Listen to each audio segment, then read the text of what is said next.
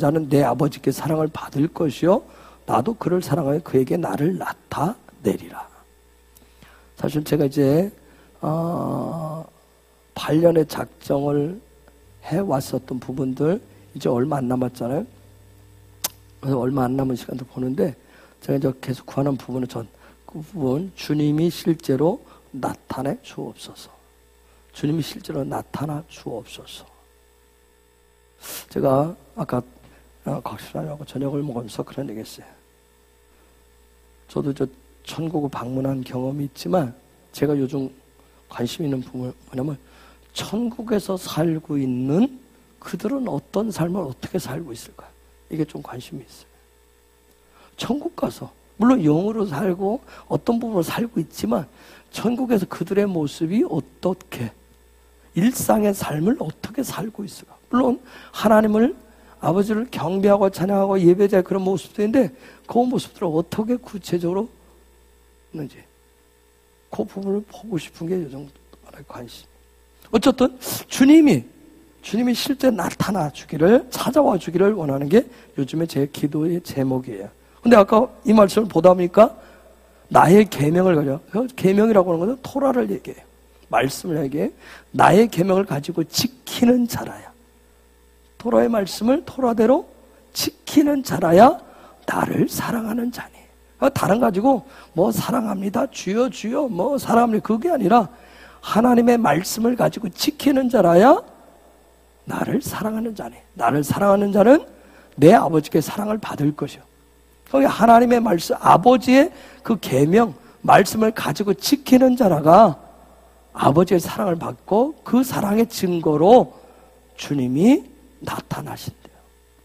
저 말씀 읽고서 와, 이전에도 늘 읽었던 말씀이 이 말씀이 제 눈에 뭔가 들어올 때는 와, 또다시 어떤 하나님의 말씀들. 여러분에게도 주님이 실제 나타나 주기를 원하는 그런 어떤 갈망, 그런 믿음이 있는 줄 알아요. 자, 우리가 존중의 문화에 대해서 보죠. 제가 여러분이 서론, 서문, 또 이분은 너무 잘했기 때문에 굳이 내가 할 필요가 있을까? 그런데 저는 그냥 이 어떤 존중의 문화, 이 책들을 여러분이 보고 리딩하시고 또 그 부분을 정리도 하고 또 적용도 하면서 이 부분을 통해서 다른 한 가지 원하는 것은 관점들이 바뀌는. 저와 여러분이 이 부분을 통해서 즉 존중의 문화, 배려의 문화까지 우리가 하는데 관점이 바뀌지 않으면 아무리 오랜 시간을 공부해도 관점이 안 바뀌면 어느 게 황인 거예요. 그래서 이 관점이 바뀌는 부분, 관점이 바뀌었으면 좋겠어요. 땅의 관점에서, 육의 관점에서 하늘의 관점으로, 영의 관점으로 바뀌어지는 그런 역사. 우리가 아브라함의 영광을 봤지만 아브라함이 그 눈이 바뀔 때 그 입이 바뀌었어요. 입에서 나오는 게, 즉 그의 입에서 나온다는 것은 삶이에요. 삶이 바뀌었어요. 그럴 때 그의 삶 모든 것이 하나님 말씀하신 것을 다 믿었다. 그래서 그것을 믿었을 때 그걸 하나님 믿음의 의로, 아브라함의 믿음의 의로 삼았다고 그랬어요. 그래서 이 책들을 여러분이 리딩하고 읽고 공부하면서 어떤 그런 역사들, 정말 관점들이 바뀌어지는, 그래서 실제 학문적으로 배운 차원에서 끝마치는 것이 아니라 책을 어떻게 읽고 끝마치는 차원에서 삶으로 정말 살아내질 수 있는, 결코 하늘나라의 삶을 전체를 다 살아낼 수는 없겠지만 우리가 뭔가 바뀌어져야 살아낼 수 있기 때문에 그런 관점이 바뀌어지는 그런 역사들이 있기를 바랍니다. 우리가 계속 존중과 배려를 보는데 성경은 존중과 배려의 책이에요.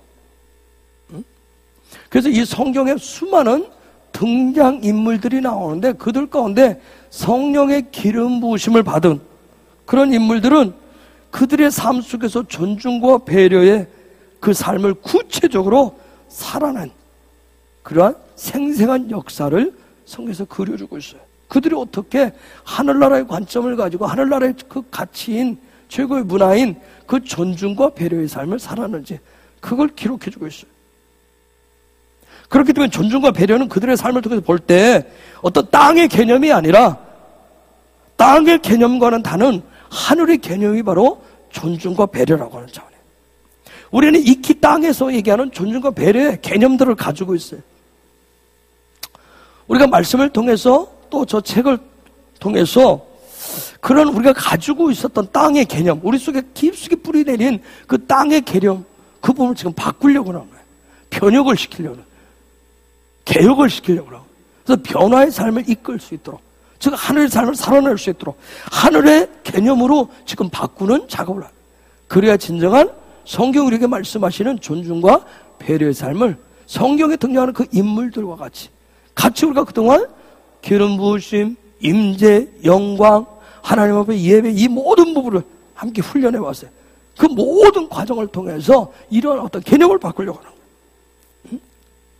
왜냐하면 땅의 개념은 선악과의 어떤 그런 뿌리로부터 시작되어졌어요. 선악과의 뿌리, 선악과 중심의 개념이에요. 그러나 하늘의 개념은 생명나무 중심의 개념이에요. 그걸 우리가 바꾸는 작업을 하는 거예요. 결코 쉽지 않은 작업일 거예요. 만만하지 않을 것입니다.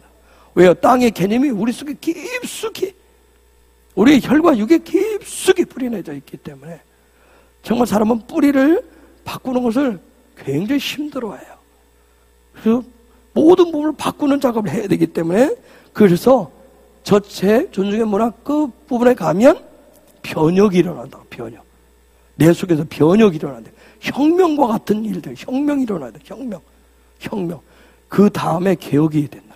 혁명이 일어나고 개혁이 일어나고 그 다음 변화까지 이어질 것이라 얘기해. 그래서 그 일들을 하는 거예요.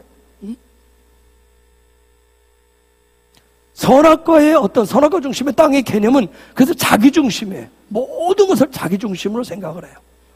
내가 내 중심보다는 내가 선하면 다른 사람도 선한 것이고, 내가 악하면 내가 저 사람이 악하다, 내가 저 사람 좋지 않게, 어떤 사람을 좋지 않게 보면 다 모든 것도 다 좋지 않아. 그러니까 나 중심으로 모든 걸 보는 것을 선악과 중심이에요. 땅의 개념이에요. 그러나 하늘의 개념은 뭐예요? 타인 중심이에요. 나 중심이 아니라 이타, 나를 벗어나요. 이타 중심이에요. 그런 개념으로 바꾸는 거예요. 그런 이타 중심의 그 개념을 주는 생명이라고 그래요. 준다고, 생명을 주는 거예요. 나 중심은 모든 것이, 내가 선과 악을 판단하고 좋고 나쁨을 다 판단하는 것은 내가 받고자 하는, 내 속에 받고자 하는 땅의 개념이 있어요. 이 땅의 개념, 이 부분을, 육의 개념을 이미 우리 다 습득해서 가지고 있어요. 모든 부분. 오늘 내가 기분 좋다 나쁘다 하는 것도 다 뭐예요? 기분 좋을 때는 내가 뭔가 내 속에서 욕구가 있어요. 받고자 하는 욕구. 그 부분이 충족되어지면 기분 좋은 거예요. 그렇죠? 여러분, 그 부분이 안 되면 나쁜 거예요. 오늘 컨디션도 안 좋고 모든 게 다 좋고, 내 주변의 환경도 좋지 않은 거예요. 그 모든 개념을 바꾸려고. 하늘의 개념, 주고자 하는 개념으로, 주고자 하는 이 개념으로, 하늘의 개념으로 우리가 이걸 바꿔야 존중과 배려, 하늘의 존중과 배려가 실제적으로 풀어줄 수가 있어요. 이 개념으로 바꾸려고. 바꾸자 하는 부분은 누구나 태어나면서 이미 가지고 있기 때문에 너무 쉬워요. 이건 뭐 조금 내가 인내하고 참는다고 이렇게 바꿔지는 것도 아니에요. 아주 철저하게 내 속에 혁명과 같은 역사가 일어나야 돼. 이런 주고자 하는 하늘의 개념을, 이걸 우리가 공부하는, 다른 말로 토라의 관점, 히브리적 관점이라고 얘기합니다. 우리는 히브리적 관점이라고 얘기를 해요. 우리는 이미 다 헬라적 관점을 다 가지고 있어요. 선악과 중심의 그러한 관점을 다 이미 가지고 있어요. 이 부분을 다 가지고 이미 살고 있어요. 이 부분을 바꿔보려고 하는 거예요. 뿌리채 뽑아보려고 해요. 응?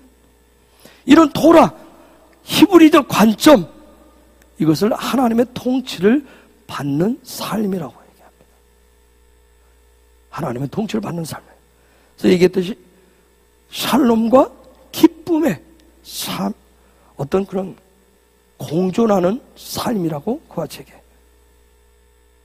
자, 우리 헤브론의 정체성은 예배를 살아가는 예배자예요.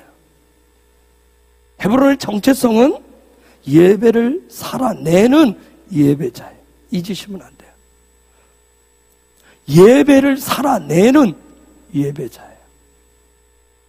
예배를 살아내는, 예배를 드리는 것을 끝마치는 것이 아니라 그 드린 예배를 삶으로 살아내는 예배자예요. 이게 헤브론의 정체성이에요. 잊으시면 안 돼요. 헤브론의 정체성 하면 자꾸 다른 거 가져오시면 안 돼요. 헤브론의 정체성. 누구에게든 얘기하시.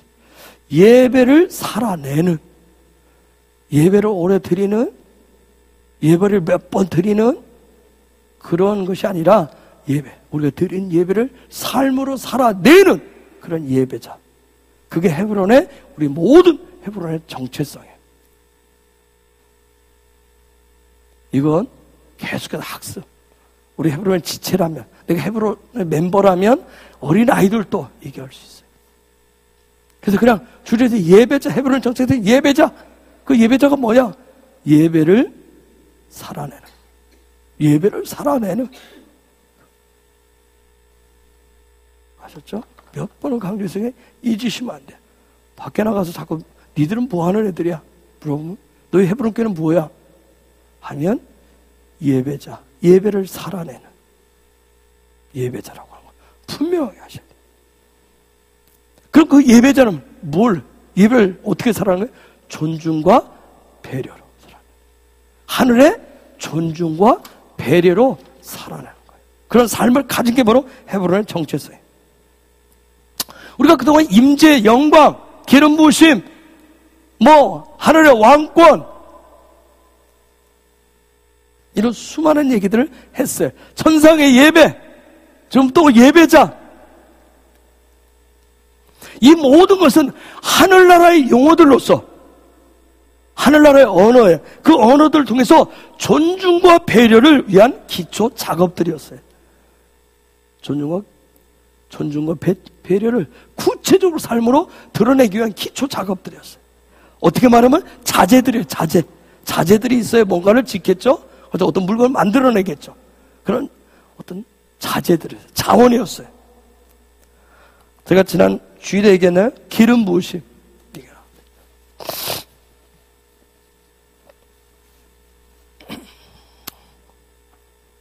기름 부으심을 뭐라고 얘기하죠? 혹시 알아요?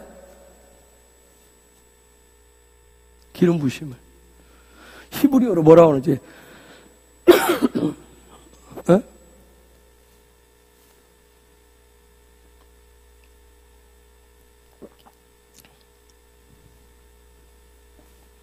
미샤라고 그래요. 미샤. 기름 부으심을 미샤라고.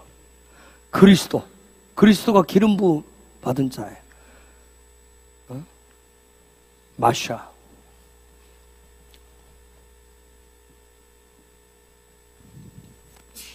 그리스도. 하마샤라고 하죠. 자, 기름 부음, 미슈아, 기름 부음. 혹시 이게 숫자값은 히브리어에는 모두가 숫자값이야. 그건 그 단어가 가지고 있는 영적인 에너지를 얘기하는 에너지. 우리가 건전지 있으면 몇 볼트 있듯이 에너지값, 이 에너지값. 이게 숫자값이 어떻게 되죠? 이게 40, 이게 300, 이게 8, 예, 5. 합치면 얼마예요? 350. 그래서 히브리어는 이 숫자값이 같은 단어들이 있어요. 숫자값이 같은 단어. 숫자값이 같은 단어는 뭐예요? 똑같은 영적인 에너지를 나타내는 거예요.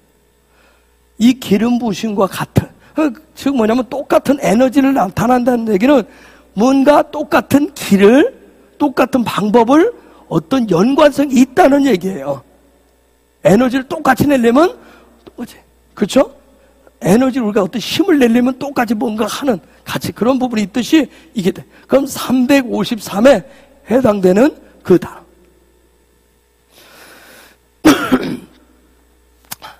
똑같은 단어가 나가시라고 하는데, 나가시라고 하는 데서 이 단어는 가까이 한다, 접근한다, 결합한다 그런 뜻이에요. 즉 가까이, 누군가가 가까이 한다, 가까이 한다. 접근한다. 저 뭐냐? 결합한다. 즉, 이 단어는 무슨 단어예요? 한마디로 하면 무슨?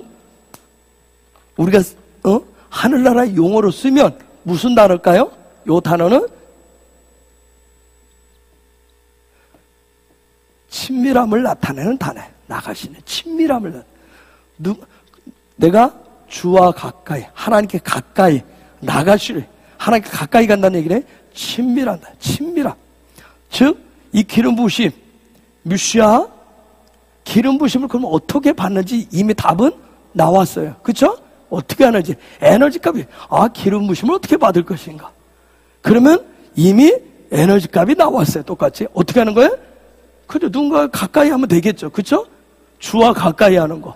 그쵸? 내가 주님과 친밀하면 기름 부으심이 임한다는 얘기예요. 자. 나가시라고 하는 단어가, 그러면 요 부분을 주님과 친밀함, 요 부분을 이제 이 텍스트를 이제 우리 상황으로, 이걸 콘텍스트라고 얘기하는데, 우리 상황으로, 현재 우리 상황으로 성경 말씀을, 하나님의 말씀을 끌고 오는 거예요. 적용을 해야 될 거 아니에요. 그쵸? 우리에게 적용.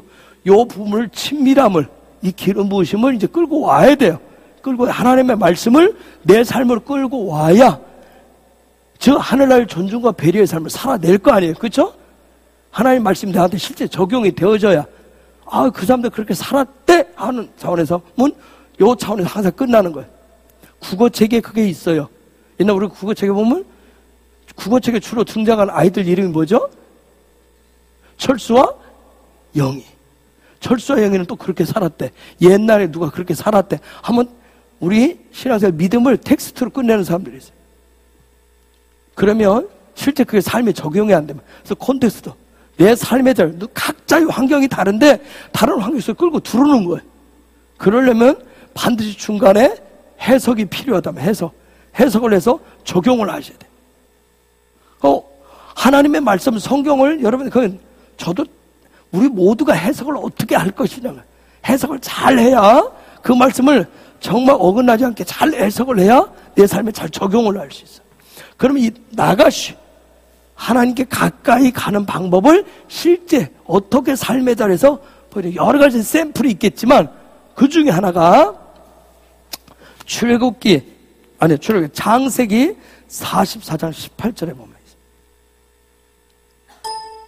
있습니다. 읽어볼까요? 시작.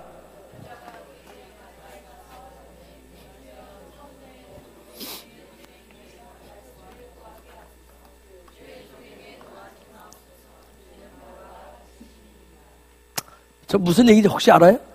창세기 44장? 혹시 무슨 사건인지 혹시 아십니까? 지금 형들이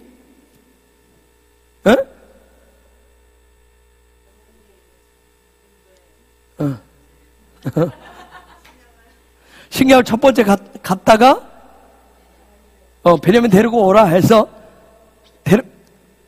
약속하고 갔는데 그걸 안 지키고 몇 년이 지나요. 양식 다 떨어질 때까지.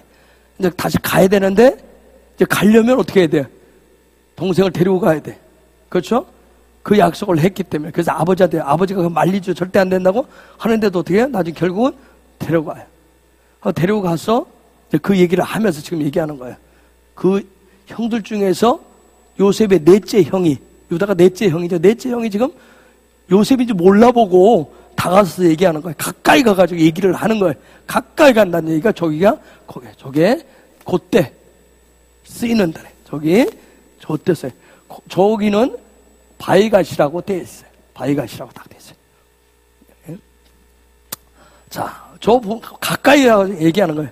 이제 정말 내 동생, 저 동생 안 데려가면 우리 아버지 죽습니다.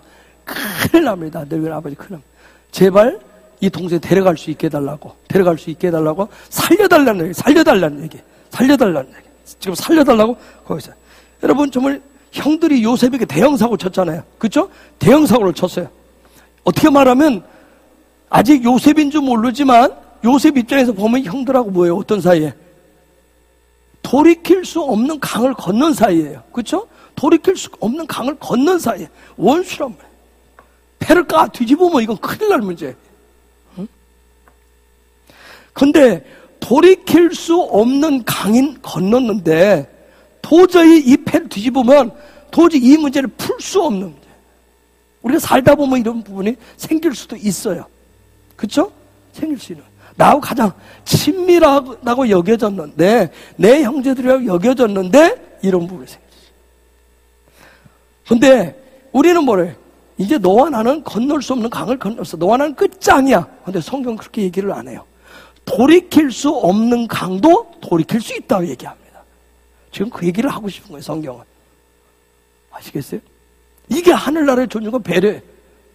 땅의 문화는 뭐예요? 어느 선 끝나면 다 끝나잖아요. 내가 너한테 할 만큼 했다. 그죠? 내가 당신한테 할 만큼 다 했어. 난 당신을 존중해줬고, 나는 배려해줬고, 내가 그동안 할 만큼 다 했어. 끝났다. 그런데 성경은 뭐예요? 하늘나라는 뭐예요? 그 부분도 돌이킬 수 있다고 얘기해요. 원수지가 너 강을 건넜는데도 그 부분을 다시 건너올 수 있다고 얘기하는 거예요.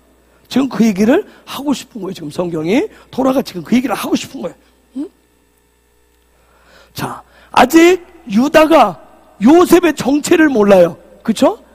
요셉의 정체를 모르는데, 몰랐지만 유다가 지금 요셉에게 어떻게 하고 있어요?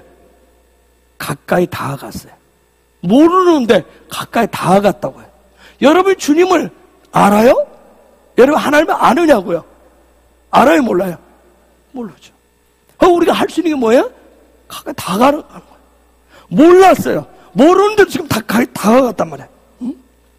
여러분, 유다. 우리가 유다를 뭐라고 얘기하죠? 영적인 소드로 뭐라고 그래요? 유다를 예배자라고 해요. 성경에 보면 요 앞부분에 저 집안의 장남이 누구예요? 장자권을 가진 게 루벤이에요. 루벤이 어느 순간 역할을 하다가 갑자기 요 유다가 넷째 아들이 등장을 해요. 그래서 창세기 38장인가요? 유다 사건 나오죠. 유다 사건. 갑자기 생뚱하게 툭 끼어 들어갔어요. 다 며느리 다말과의 사건이 나타난단 말이에요. 그 사건 나타나고 다음에 유다가 루벤 요 자리를 꿰차요. 딱 장자로 올라서요. 그래서 유다가 주도권을 쥐고 이 일을 시작을 해요. 저 때도 보면 위에 형들이 다 있는데, 우리에게 영적인 소드로 얘기해. 예배자가 어느 순간에 앞서 진짜 예배자가 되면, 아까 우리가 헤브라이어 정체성이 예배자로 해요. 예배를 살아내는 사람이, 예배를 살아내는 사람들이 어느 순간에 앞으로 탁 나서 주님과의 친밀감이 뭔지를 아는 사람들이 예배자이기 때문에 그 예배자가 지금 앞으로, 유다가 요셉이 누군지를 모르는 상황에서 지금 유다가 나서고 있어요. 다가갔어요.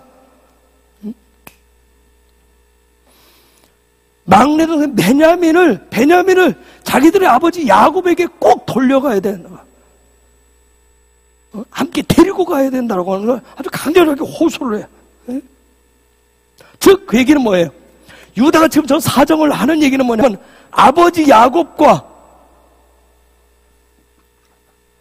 아들 베냐민을 마음을 하나 지금 묶고 있단 말이에요. 저 얘기 속에 묶고 있어요. 이렇게 얘기하면 소드에서 여러분이 아버지 마음과 아들의 마음을 하나로 묶는, 어디에서 등장을 해요? 어디서 등장을 하죠? 아버지 마음과 마지막 때, 그죠? 말라기에서 얘기하죠. 엘리야의 영이 부어지면 아비의 마음은 아들에게, 아들의 마음은 아비에게, 그 얘기를, 유다가 이 역할을 하는 거예요. 유다가 이 역할을. 왜? 아비의 마음과 아들의 마음, 즉 위에 형들이 있고 밑에 다른 형제들이 다 있었는데 결정적으로 나서서 하는 게 예배자가 유다가 나서서 지금 아버지와 아들의 마음을 지금 데리고 돌아가야 된다는 거. 결코 떨어질 수 없는 사이라고 하는 것을 강력하게 지금 호소하고 있는 거예요. 무엇을 통해서? 가까이 감을 통해서, 바이가시를 통해서.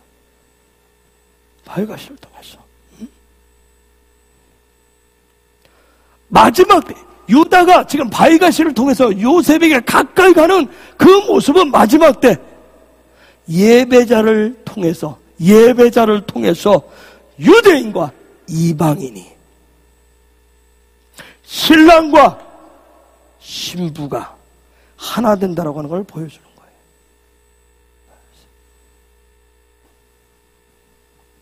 바위같이 가까이 가는, 마지막 때 하나됨을 묶는 이 갓이 가까이 가도록 하는 거예요. 무엇을 통해서? 십자가의 삶을 통해서. 십자가의 삶을 통해서. 즉 예배자는 십자가를 통해서 주님과의 친밀감을 통해 십자가를 따라가는, 십자가를 지고 가는 그 삶을 통해서 주님과의 친밀감을 높이고, 그로 인해서 성령의 기름 부으심이 부어져 연합의 영으로 하나 먹는 거예요. 그 사람 속에, 그 마지막 때 십자가를 지고 십자가의 삶을 살아가는 주님, 그 십자가를 따라서 주님과, 십자가 없이는 주님과 친밀할 수 없다는 얘기예요. 그 십자가의 삶을 통해서 주님과 친밀감을 살아가는 사람이 예배자인데, 그 예배자에게 성령의 기름이 부어지는데, 그 기름은 어떤 기름이다? 연합의 기름이다. 시편 133편 1절과 2절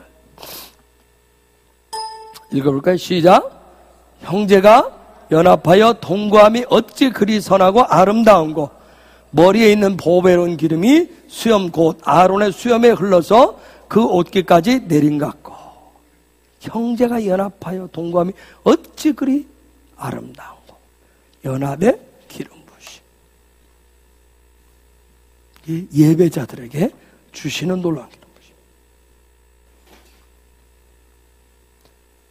결국은 요셉이 자기가 요셉이라고 하는 것을 드러내요. 그리고 어떻게 하죠?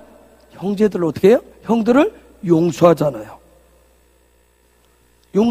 그렇죠? 여러분, 성경에 기록되어진 최초의 용서 사건이에요. 즉 인간이 사람이 사람을 용서하는, 죄를 용서하는 최초의 사건이 바로 요셉이 형들의 죄를 용서하는 거예요. 최초의 사건이에요. 이건 우리에게 뭘 보여줘요? 우리 모두도 예배자로 십자가를 따라가는, 십자가를 주님과 가까이 하는 그 삶을 살아가는 예배자를 통해서 요셉과 형제들이 서로 용서하고 하늘나라의 존중과 배려의 삶을 실제로 살아내듯이 그러한 삶을 살아갈 수 있다라고 하는 것을 성경이 우리에게 말씀해주고 보여주고 있는 거예요. 그렇기 때문에 마지막 때 존중과 배려의 기름 부으심은 에아드 되게 하는, 하나 되게 하는 능력이 있는 거예요. 유다와 요셉이 하나가 되듯이. 제가 아까 이것은 유대인과 이방인이 하나 되는 거라 했어요. 그렇죠? 했죠? 왜 그렇게 제가 점프를 했느냐면, 아까 창세기 44장 그 부분 돌아서 유다와 요셉이 가까이 가서 하나가 됐다. 딱 가서 달라붙었단 말이에요. 그냥 먼 거리에서 산 게 가까이 갔더니 달라붙었어요. 딱 붙어서 바다가 살려달라고 하는 부분에, 먼 거리에서 대충 하는 차원에는 가까이 가서 완전 붙어버렸어요. 자, 유다는 이스라엘이요. 어느 왕국을 얘기해요? 남유다를. 그렇죠? 남유다가 어느 지파로 돼 있죠? 유다와 베냐민 지파. 성경은 정말 재밌어요. 유다와 베냐민 지파로 돼. 나머지 북이스라엘은 10지파로 돼 있어요. 근데 요셉의 아들 두 아들이요. 대표. 그래서 유다와 북이스라엘은 이방을 상징해요. 이방 족속. 그래서 마지막 때는 유다와 이스라엘과 이방인이 하나 되는 얘기를 보여주는 거예요.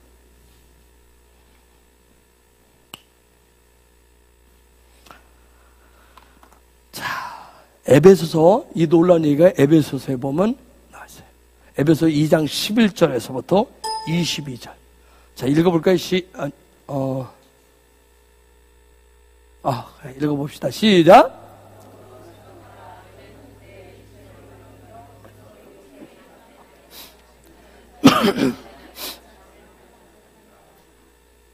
그 다음 계속 읽어.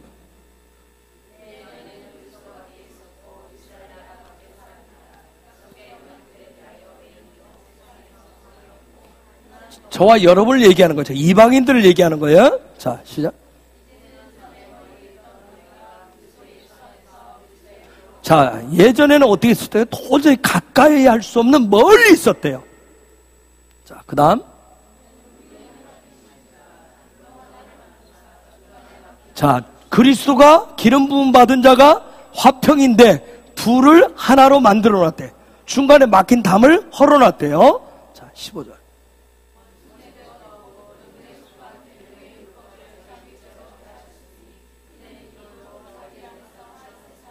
자, 저게 보면 의문에 속한 계명의 율법을 자기 육체로 폐하셨으니 뭘로? 육체 뭘로? 십자가를 통해서 폐했으니 모든 율법정을 다 폐했으니 이는 이 둘 멀리 있어 서로 가까이 할 수 없는 이 둘을 자기 안에서 한 세 사람을 지어서 화폐 한 세 사람 원류면을 만들었다.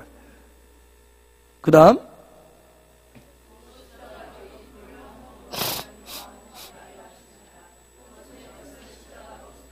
십자가로 소멸하시고 아까 다 보여줬어요. 창세기 44장 18절에서 바위가시를 통해서 다 보여줬어요. 자, 십자가로 소멸시키고 자, 또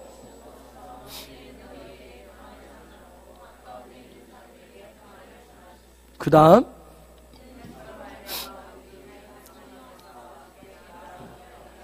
하나 되어야만 오직 한 세 사람 되어야만 아버지께 나아갈 수 있다. 그 다음 읽습니다. 시작.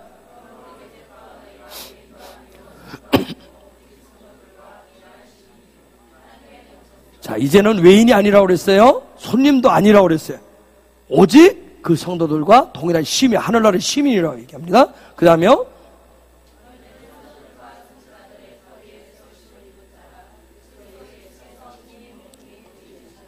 그 다음에요.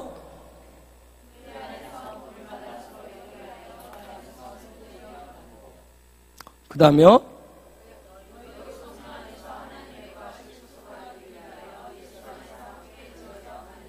아멘.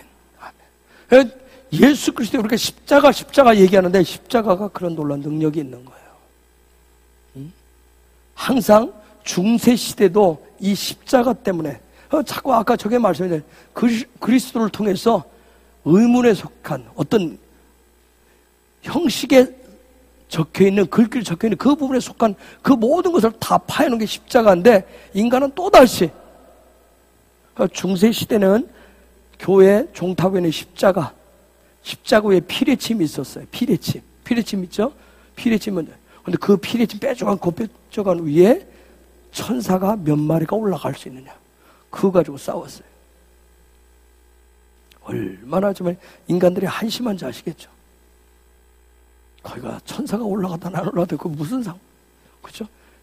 사람은 그렇게 그만큼 교회 안에 헬라적인 부분이 들어오면 헬라적인 부분 그 개념이 편만해지면 이거 엉뚱한 곳에 에너지를 낭비하게 돼 있어요.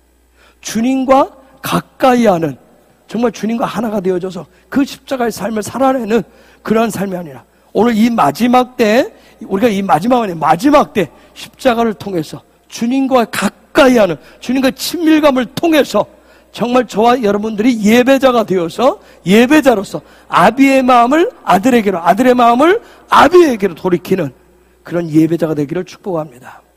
그런 예배자는 삶의 존중 하늘나라의 존중과 배려의 삶을 그 개념을 가지고 살아가는 거예요.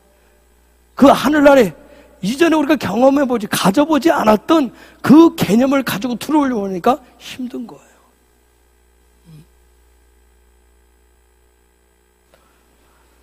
박미애 목사가 그런 얘기를 했어요. 최권사님이 돌아가시면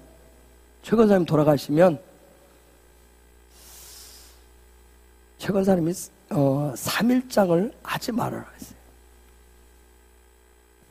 근데 뭐라고 얘기했냐면 상복을 안 입고 박명희 목사 뭐라면 상복을 입지 않고 예쁜 예복을 입고 장례를 치러드리고 싶다 그랬어요. 왜? 하늘나라 가는데 하늘나라 가니까 하늘에 그 예쁜 드레스 예쁜 옷을 화려한 옷을 입고 축하해 주면서 보내주고 싶다 그랬어요. 그래서 제가 그랬어요. 그렇게 하면 참 좋겠는데 사회 모든 부분이 그러면 완전히 우리는 다 죽일 놈들이 있는다. 이 천하에 이게 다 뭐예요? 헬라적인 개념, 의문에 속한 그런 부분. 그렇죠? 그런 부분 다 우리는 사실 어떻게 보면 상복이나 모든 부분들이 현대화돼서도 다 유교적인 개념이잖아요. 정말 그게 가능할까? 응? 근데 정말 그렇게 하고 싶다고 그랬어요. 정말 여러분은 어떻게 생각하세요? 여러분 가능하다고 생각하세요? 정말 하나님을 존중하고 배려하고 이미 천국 가신 그분을 배려하는 차원에서 할 수 있는. 여러분 한번 진지하게 기도해 보시고 한번 고민해 보세요. 나도 여러분을 향해서 그렇게 요구할 수가 있겠는가? 존중과 배려의 삶이라고 하는 부분 참 쉽지 않은 부분. 왜냐하면 개념이기 때문에 개념이 이미 들어와 있고 우리는 개념을 가져야 그 개념을 가지고 살기 때문에 이미 우리 안에 들어와 있는 개념, 땅의 개념을 가지고 살고 있기 때문에 사람 어떤 땅의 개념으로서 또 다른 누군가를 보면서 살아야 되기 때문에 하늘의 개념을 가지고. 바울이라고 하는 사람 왜 우리가 위대한 사도라고 얘기해? 어떻게 보면 예수님과 함께 3년여 넘게 같이 살았던 12사도보다 더 위대한 사도라고 그랬잖아요. 대단한 삶을 살았었던 그 바울. 그가 그렇게 살 수 있는 것은 다른 거 아니세요? 그 기름 부으심. 이미 우리가 살펴봤던 그 기름 부으심 때문에 그랬어요. 그 기름 부으심. 사실 여러분 강력한 기름 부으심의 삶의 능력을 보여준 사람이 누구예요? 구약에서 모세예요. 모세. 그렇죠? 아까 미샤 모세 이름이 들어가 있잖아요. 모세의 삶을 보여주잖아요.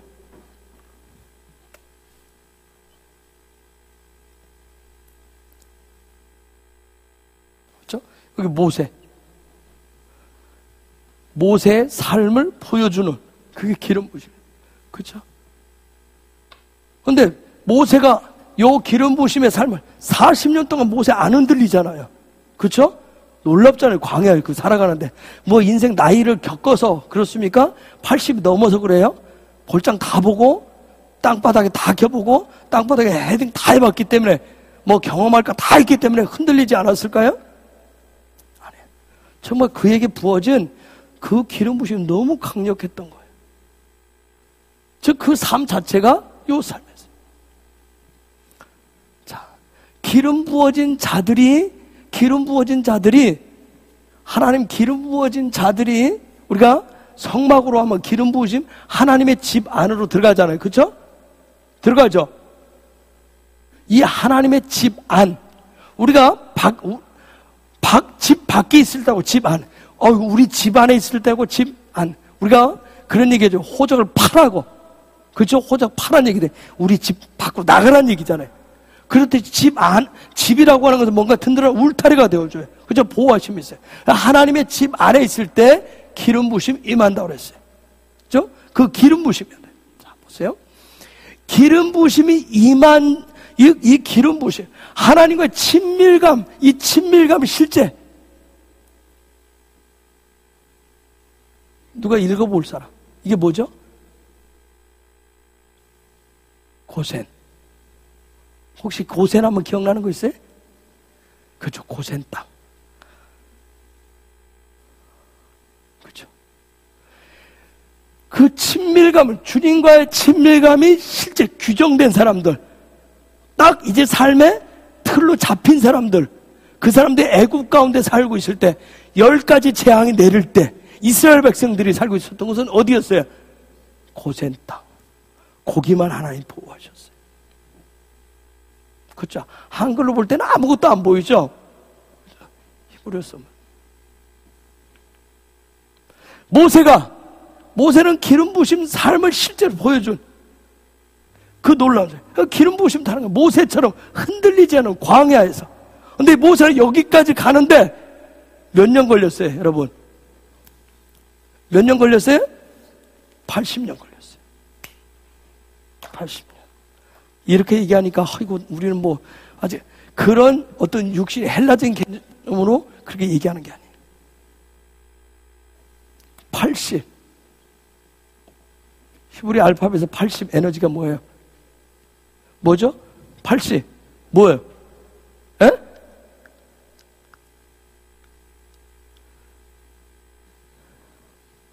뭘 짜대? 공부하는 사람들 다 멍하니 쳐다보고. 이러면 공부한 사람이나 안 한 사람이나 똑같잖아. 어? 어? 뭐예요?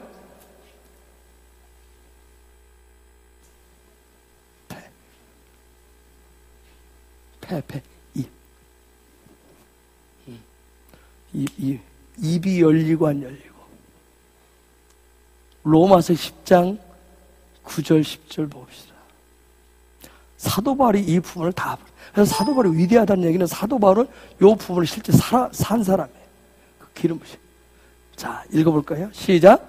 내가 만일 내 입으로 예수를 주로 시인하며 또 하나님께서 그를 죽은 자 가운데 살리는 것을 내 마음에 믿으면 구원을 얻으리니. 10절. 입으로 시인하여 구원에 이르니라. 그래서 입으로 시인하는 게 굉장히, 요 입으로 시인하는 거 아무것도 아닌 것 같은데, 요 입의 시인이 폐에 해당돼요.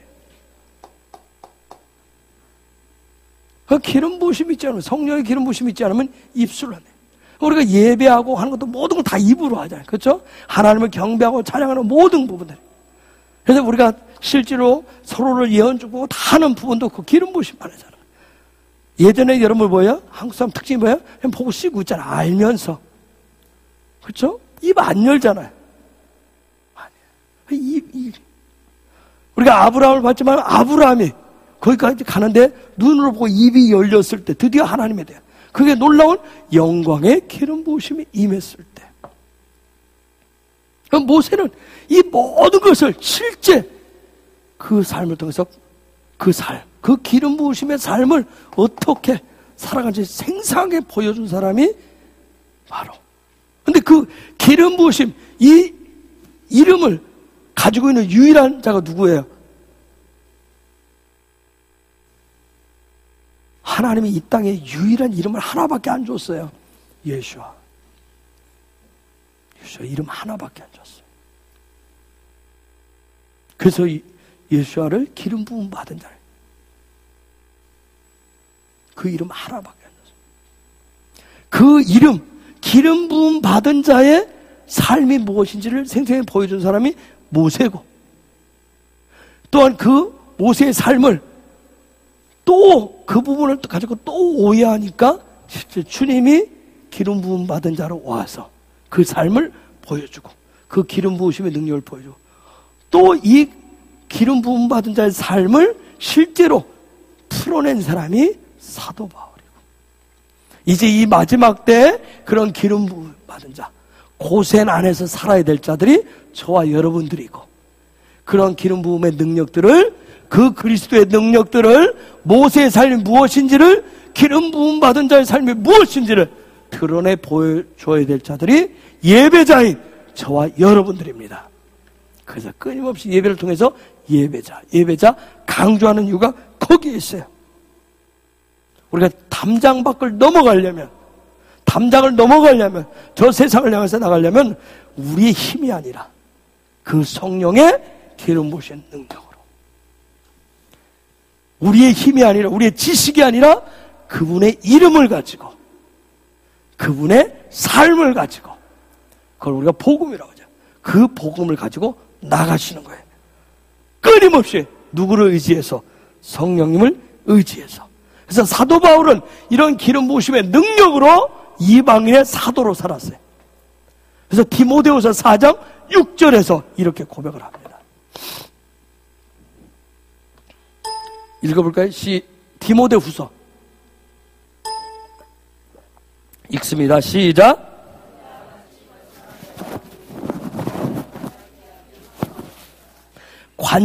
관제가 뭐죠? 관유, 기름 부으심. 기름 부으심이 내가 이제 부음이 된대요. 내가 떠날 때가 됐대. 기름 부으심의 삶이다. 저 관유라고 하는 말 사도 바울이 지금 썼어요. 요 말들을, 그러니까 사도 바울은 구약 성경 토라에 대해서 달통한 사람이었어요. 그 이전에는 지식적으로 율법적으로 가지고 있었어요. 근데 다메섹에서 한번 깨지고 나서, 완전히 깨지고 나서 그가 율법이 아니라 생명나무를 딱 취한단 말이에요. 생명. 그 이전에 선악과를 가지고 살았어요. 선악과를 가지고 살았어요. 근데 생명나무를 취하고 나서 완전히 바뀌어져요. 그래서 그가 관유라고 얘기해. 관유? 기름 부심이 아까 뭐라 했어요? 저게 보니까, 자, 사도 바울이 저 기름 부심 얘기하면서 내가 관제와 같이 벌써 내가 부음이 되고 나의 떠날 기약이 가까웠다면서 그 다음 7절 말씀, 이런 말씀이 있어요. 뭐가 있죠? 7절. 내가 선한 싸움을 싸우고 나의 달려갈 길을 마치고 믿음을 지켰으니, 그 다음 8절에 보니까 이제 후로는 나를 위하여 의의 면류관이 예비되었으므로 주 곧 의로우신 재판장이 그날에 내게 주실 것이니 내게만 아니라 주의 나타나심을 사모하는 모든 자에게라. 즉 7절 8절의 저 말씀 속에서 사도 바울이 벌써 뭔 얘기를 해요? 자기 떠날 유언을 지금 하고 있죠. 유언. 그렇죠? 유언. 떠날 날이 지금 이 땅을 떠날 날이 얼마 남지 않았다고 얘기해. 그래서 다시 저기 6절로 가보면 관유라고 하는 말을, 아까 기름 부심이 뭐라고 그랬어요? 유슈하라고 그랬어요? 근데 사도 바울이 딱 뭐라고 쓰냐면 미슈아트, 그 다음에 카도시라고 딱 써요. 거룩한 기름 부심을 어떻게 했다? 완성했다. 자기 삶. 자, 기름 부심은 아까 뭐라 했어요? 모세의 삶을 보여주는 거라고 했어요. 그쵸? 그 이름대로 사는, 뭐예요? 그 이름 누구예요? 예수야의 이름대로 사는 삶을 보여주는 거였어요. 그쵸? 그런데 지금 이방인의 사도로 사는 사도 바울이 지금 마지막 얘기를 하는 거였어요. 정말 이 고백을 할 정도, 여러분, 우리가 살고 있는데 나는 이 땅에서 주의 일들을 다 완수하고 갑니다. 이 고백을 하고 갈 수 있는 사람이 정말, 그렇죠? 근데 사도 바울이 지금 얘기하잖아요. 그 모세의 삶을 어떻게 했다? 완성했다. 완수했노라고 얘기해. 그렇죠? 그 거룩한 삶. 그 거룩한 삶. 우리가 생각하는 거룩이라고 하는 거, 기름 부음의 삶이 뭔지, 모세의 삶이 뭔지 헬라적 개념으로 자꾸 하면 우리가 걸음도 조심해야 되고, 말도 조심해야 되고, 옷 입는 것도 조심해야 되고, 모든 거기에 겉모습 나타난 것에 집중하게 돼 있어요. 선악과는 자꾸 겉모습에 집중해요. 생명나무는 내면에 대한 부분을 얘기해. 생명에 대한 부분을 얘기해. 자, 사도 바울이. 우리가 그러니까 모세의 구약을 해서 모세의 삶을 보든 예수님의 삶을 보든 사도 바울이 왜 성경에 그 사도 바울의 그 많은 열세권의 책이 기록되어 있고 왜 그렇게 위대한 사람 하는지 아시겠죠? 자, 그 삶을 그 이름대로 사는 주 예수 그리스도가 주신 그 이름의 삶을 다 완수하고 그 거룩한 삶을 완수하고, 그래서 7절에서 얘기를 하는 거예요. 나의 달려갈 길, 내가 선한 싸움을 싸우고 나의 달려갈 길을 마치고 믿음을 지켰으니, 이미 요 얘기를 탁 하고 지금 풀어주는 거예요. 지켰으니, 그러면서 8절에서 얘기하죠. 그렇죠? 이제 후로는 나를 위해 의의 면류관이 예배해야 되었다. 우리는 다 예전에 뭐였어요?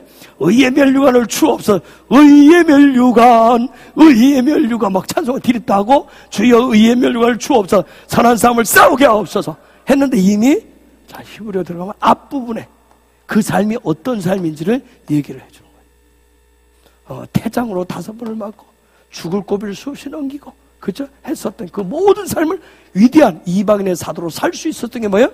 기름 부으심의 능력이에요. 기름 부으심의 능력입니다. 그래서 이 기름 부으심은 뭐냐? 성령의 기름 부으시는 건 저와 여러분에게 하나님이 존중하고 배려하심의 표시예요. 하늘나라의 존중과 배려가 풀어질 때 그게 바로 기름 부으심이라고 해요. 그런 은혜가 있기를 예수의 이름으로 축복합니다. 아시겠어요? 깨어나셔야 돼. 생겨야 돼.